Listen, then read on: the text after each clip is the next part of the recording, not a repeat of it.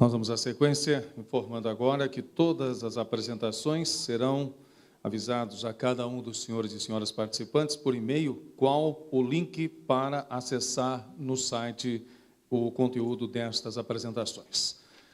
Para demonstrar por que é complexo desenvolver seguro agrícola no Brasil e no mundo, é a pergunta, chamamos o economista e sócio da MB Agroconsultoria, Alexandre Mendonça de Barros.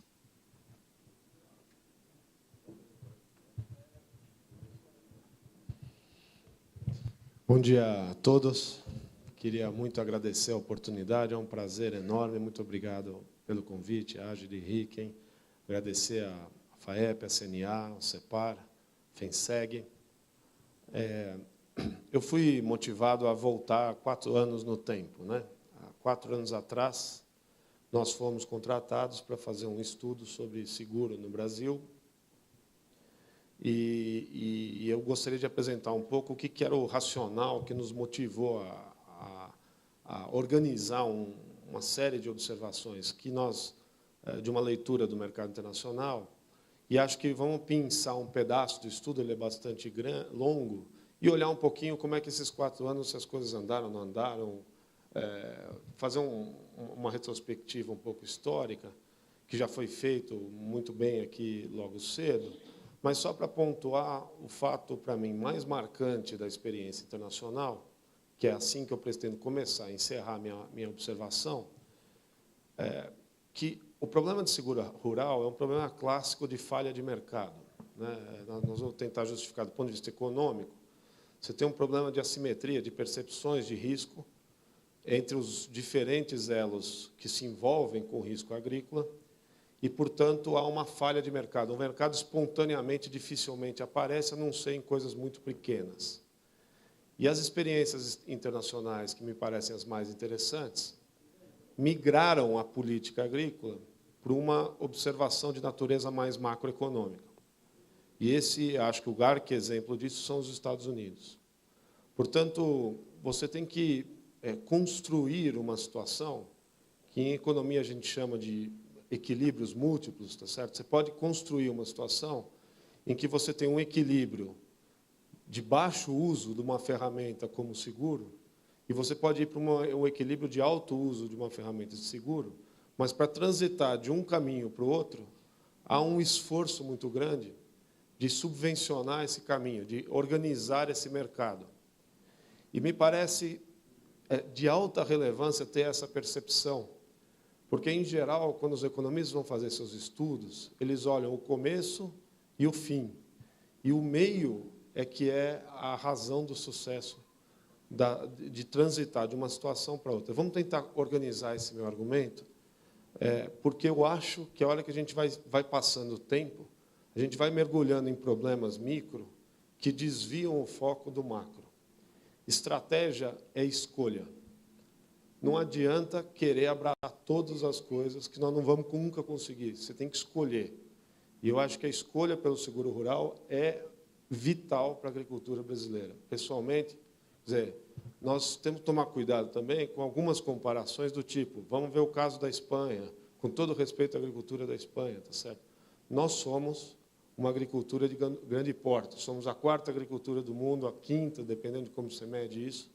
Somos hoje os maiores exportadores do mundo. Quer dizer, nós não estamos falando de coisinha pequena, né? Nós estamos falando de construir um sistema do tamanho do que é a agricultura brasileira hoje e do potencial que essa agricultura tem.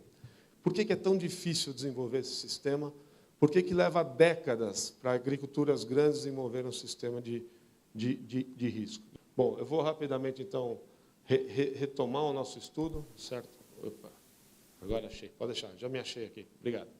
Bom, os riscos inerentes à atividade agrícola já foram discutidos, todos nós conhecemos, mas há uma categoria diversa de riscos que afetam a agricultura: o risco de preço do produto, o risco de preço dos insumos, o risco de produtividade, riscos sanitários, no nosso caso, o risco cambial, uma agricultura altamente conectada ao mundo, riscos institucionais, enfim, há um leque muito amplo de riscos que a gente tem que tentar lidar com eles na agricultura e como construir esses instrumentos.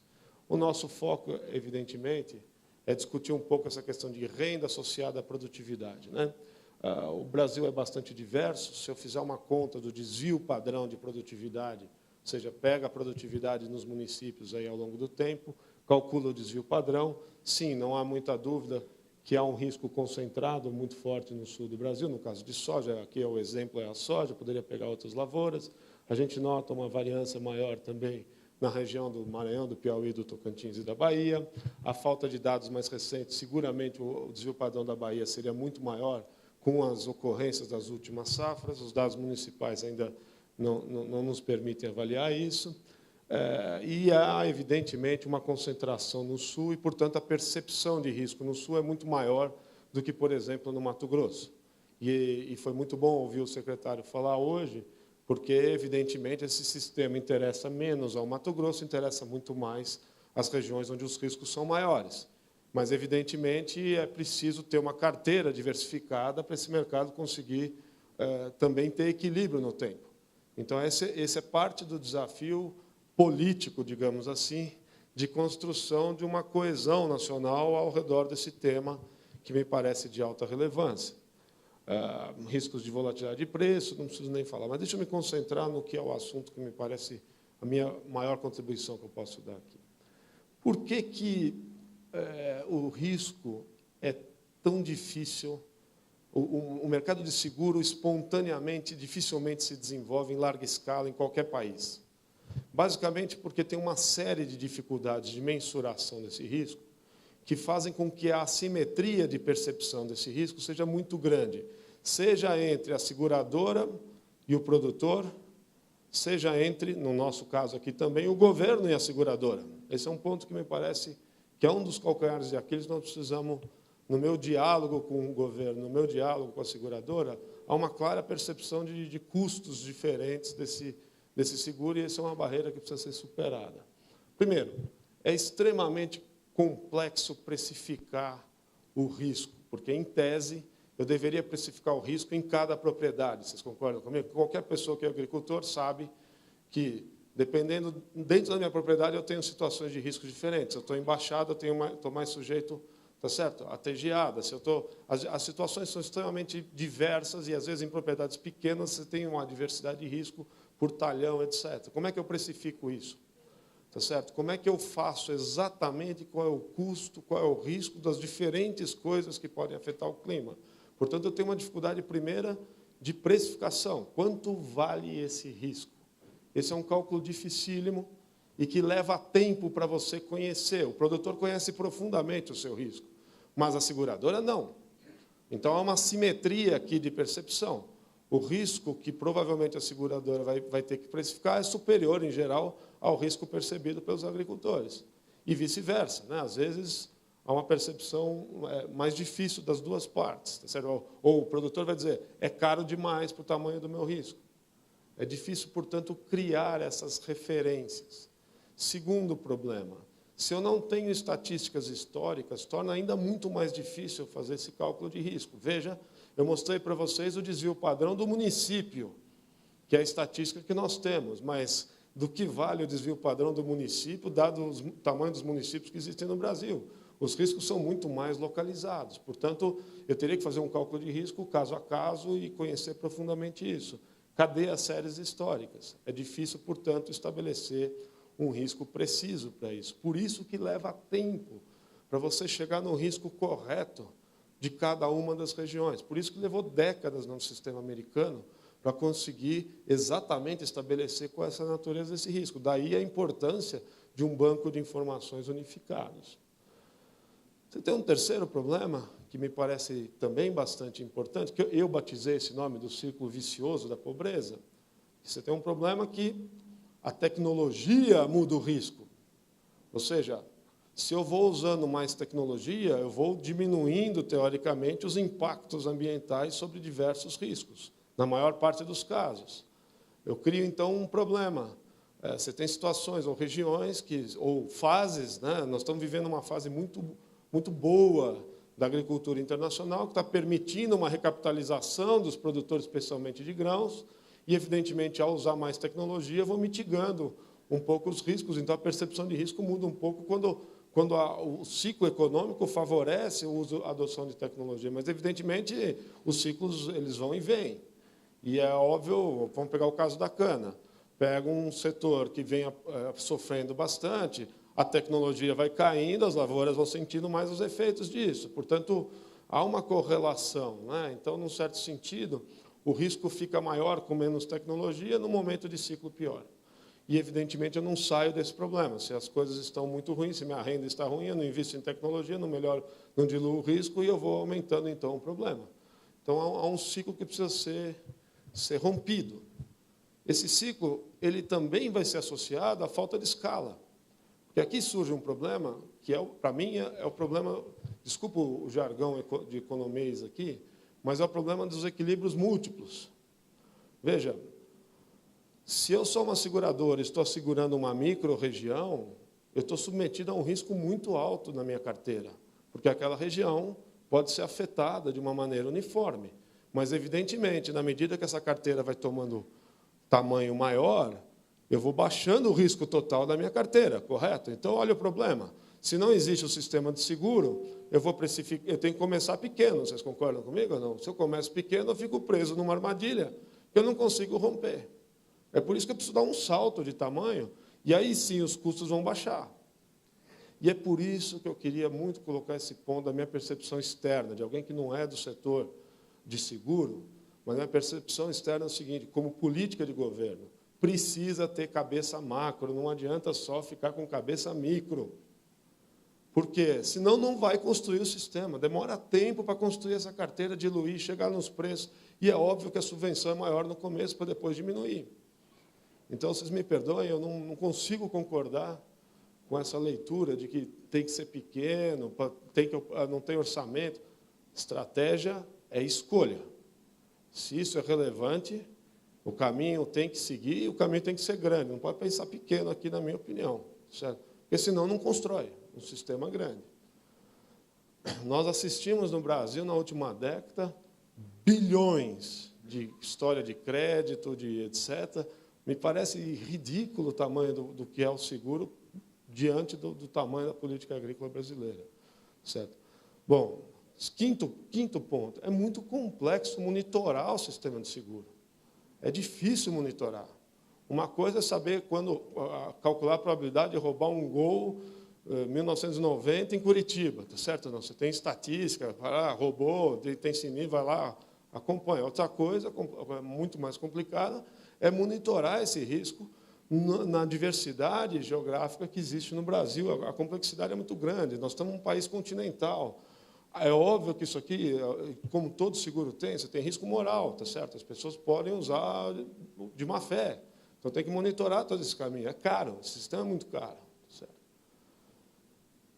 Um outro problema, que aí é uma falha de mercado clássica, os riscos são correlacionados, ou seja, se quebrar a safra em Maringá, vai com alta probabilidade, pode quebrar em Nova Esperança, tá certo? Pode quebrar em Castelo Branco, porque a região, os riscos são correlacionados. O risco de eu ter um infarto, tenho 48 anos, não é correlacionado com outra pessoa do mesmo perfil de 48 anos, tá certo? Não tem correlação nisso. São eventos totalmente independentes. Portanto, esse risco torna a leitura, para quem vai assegurar, um problema muito maior. E é por isso que eu preciso ter alguma forma de eventos generalizados terem alguma forma de cobertura, porque o risco é muito alto. Veja a complexidade de desenvolver um sistema desse e trazer os riscos para os preços corretos.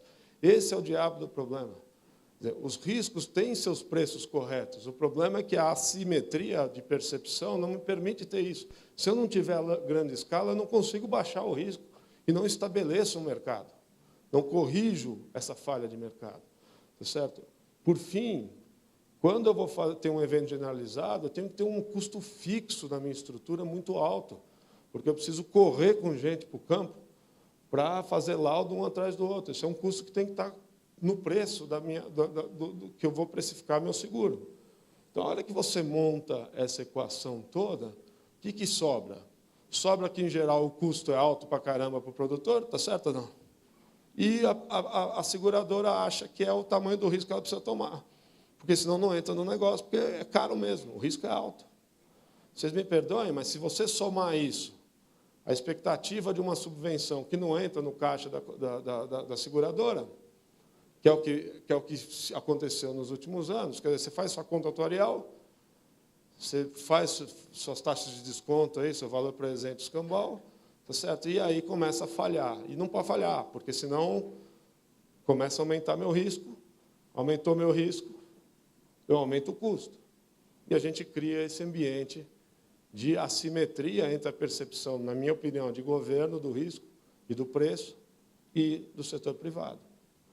Quer dizer, essencialmente, o que nós estamos dizendo aqui é que você tem uma falha de mercado que distancia o ótimo privado do ótimo social. E isso requer uma intervenção pública. Ninguém construiu o sistema grande. E, de novo, aqui é o seguinte, qual é a nossa ambição como país? É ter um sistema grande e robusto? Se não for essa a pergunta, então vai ter um monte de seguro regional e tudo bem. Agora, se o programa é, vamos construir um sistema que, de fato, funcione, ele toma tempo. Ninguém aqui está dizendo para rasgar dinheiro, mas é ter a consciência de que, até que se dilua os riscos numa carteira ampla, demora um bom tempo e exige subvenção, e exige permanente subvenção, dependendo da região que você está trabalhando. É assim no mundo inteiro e vai ser assim porque a natureza do risco é essa. Então, passados alguns anos, de quando nós fizemos o estudo, a gente nota que esse problema avançou, na minha opinião, pouco diante do quadro que se coloca aí no mundo inteiro. Bom, aqui é só uma ideia dos Estados Unidos, do estudo que a gente tinha feito. Eu tenho viajado aos Estados Unidos anualmente, tenho assistido às apresentações de política agrícola americana com uma certa frequência. Não há nenhuma dúvida que a política agrícola americana, na minha leitura, migrou para uma lógica de seguro muito mais sólida, reduzindo toda a subvenção, saiu das subvenções diretas, elas existem ainda, mas diminuíram muito em valor, e a subvenção veio, de alguma maneira, aqui para o setor de seguro. Ou seja, a lógica é assegurar a safra, a tranquilidade do produtor americano impressiona. A gente viaja no meio oeste americano, eu vivi o momento daquela grande quebra de safra nos Estados Unidos, eu fiquei impressionado com a tranquilidade dos produtores americanos, diante de um quadro de quebra muito relevante, em um século, talvez, das 3, 4 maiores quebras que eles viveram, e estava no ano seguinte produzindo exatamente a mesma coisa, e um sistema funcionando. Insisto, em larga escala. Sim, são 500 milhões de toneladas de grãos, nós estamos no patamar dos 200, mas, insisto, nós somos aí a 4ª, 5ª agricultura do mundo. Está na hora de construir alguma coisa nessa direção. Nossas subvenções são muito pequenas, aproveitando aí as fontes, existem várias, mas elas são relativamente modestas se comparadas ao mercado internacional. Se a gente olha aqui os mapas de produção de alimento, o Brasil tem uma participação muito relevante. Se a gente olha o mapa de seguro, essa participação... Oi, meu Deus, fui apontar aqui. Essa participação é ridiculamente pequena se comparada a outras grandes agriculturas do mundo. O caso chinês é um caso à parte, é a 2ª maior agricultura, talvez a maior, do tamanho dos Estados Unidos. Eles têm outros programas muito mais clássicos, menos privados, muito mais associados a todos os tipos de transferência de renda por preço, etc., etc. É um caso muito diferente do nosso. Na Índia também, eu diria, completamente diferente do caso brasileiro. Eu acho que olhar um pouco para os Estados Unidos me parece um desenho mais apropriado para o perfil da agricultura brasileira. As conclusões, então, que eu queria colocar primeiro, leva tempo para construir um sistema grande. A experiência internacional, na minha leitura, ela é uma experiência que leva muito tempo para ser construído. Tem que ter persistência e estabilidade de regra. Isso, para mim, é o crime de nós brasileiros. Nós não temos consistência no tempo. Eu participei ativamente do debate, vocês desculpem um desabafo aqui, tá certo? Do debate aos candidatos à presidência. Em todos os debates, o número 1 que se falava era o programa de seguro como o principal, e cadê? Cadê a consistência no tempo disso, tá certo? De quem manteve essa política, tá certo? Quem levou, né, vamos dizer assim, as eleições. Os sistemas de sucesso são criados a partir de modelos de integração entre o sistema privado e o sistema público. O setor público não consegue calcular esses riscos adequadamente. É complexo demais, é pulverizado demais. É exatamente pela complexidade de precificação que o sistema americano migrou para essa coisa híbrida entre o setor público e o setor privado para tentar ter competição ao mesmo tempo. É meio uma arte, até mais do que ciência, você ir construindo essas coisas e colocando simultaneamente transferências de recursos, porque precisa, porque tem falha de mercado, com concorrência para baixar o prêmio e criar carteiras grandes para diluir esse risco e construir um sistema, de fato, que dure. Portanto, insisto, é preciso simultaneamente ter cuidado microeconômico, porque tem que baixar o custo, mas ter um olhar macroeconômico para uma estratégia mais longa. Porque, senão, você se perde no meio do caminho, em picuinha, na minha opinião, diante de um desenho que precisa ser construído. Tudo bem ou não, pessoal? Não sei se... Depois, no debate, a gente pode até aprimorar um pouco, mas, às vezes, eu vejo umas coisas de... Sabe, fica um debate técnico, uma coisa, e perde uma dimensão de um desenho maior. É óbvio que todo mundo quer otimizar o recurso público e usá-lo da forma mais adequada, sem... Pois bem, o que nós falamos lá em 2002, que eram propostas do setor, né, segurador, para um sistema como esse, e o que está em X, na nossa opinião, não aconteceu adequadamente, né? Dar previsibilidade e estabilidade a um programa de subvenção que dure, no mínimo, 5 anos, ou seja, eu tenho que ter garantia de 5 anos de orçamento, consistência, para que o recurso possa ser devidamente... que tenha consistência no tempo, para que a seguradora tenha a consistência de que vai entrar o recurso no momento adequado. Criar um banco de dados com a finalidade de reunir as informações dos produtores, uma matriz de risco. Acho que o Vitor está andando nessa direção. Enfim, estamos no caminho, mas acho que isso ainda não foi construído. Criar uma comissão de acompanhamento, acho que, felizmente, agora apareceu, né, que nós estamos desenvolvendo.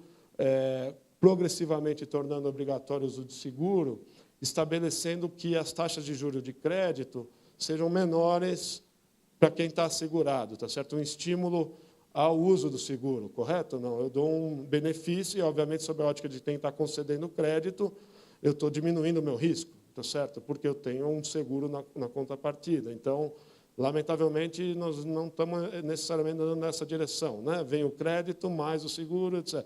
Mas, em tese, nós deveríamos ter uma política procíclica e é uma maneira de universalizar, estimulado por uma lógica econômica, tá certo?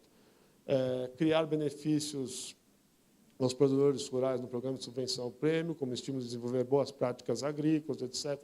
Tentar estimular a tecnologia simultaneamente ao uso do seguro, ou seja, eu vou ter uma subvenção se a tecnologia seguir os caminhos, negociar as participações, integrar esse sistema. Gostei muito da apresentação anterior dos sistemas de estados, municípios, à questão federal. Acho que isso também precisa avançar nessa integração de sistemas, tá certo? Elaboração de um programa, acho que aí sim avançou, tá certo? Com as necessidades de cada região, elas são muito diferentes. Quer dizer, quem produz morango no interior de São Paulo não tem nada a ver com quem produz soja no Paraná, tá certo? Então, as situações regionais elas existem no Brasil, tá certo? E uma vez estabelecido esse programa de subvenção, as coisas bem organizadas, ter, obviamente, algum estímulo de criação de um fundo, alguns chamam de fundo de catástrofe, mas, enfim, um fundo de reparação para eventos generalizados. Acho que também não avançou. Aqui é mais para dizer o seguinte, acho que o que mais me impressiona no Brasil é isso. Se houve algum consenso em todos os debates políticos dos últimos anos, foi em todas as linhas. Se falasse da Marina Silva, se falasse... Tá certo? Todas as linhas, o seguro era a número 1 como a grande estratégia macro. Portanto, não devemos perder acho que esse diagnóstico o Brasil tem.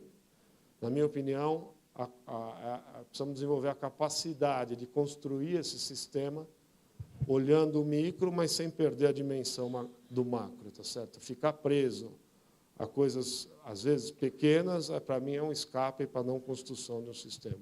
Estratégia é escolha. Se isso é estratégico, então tem que ter consistência no tempo, tá certo? Pessoalmente, quando eu olho os grandes números, especialmente na última década, de tudo que nós fizemos, eu acho muito pouco recurso para o tamanho do benefício que pode ser construído no futuro. Muito obrigado aí pela atenção de vocês. Eu estou à disposição para o debate.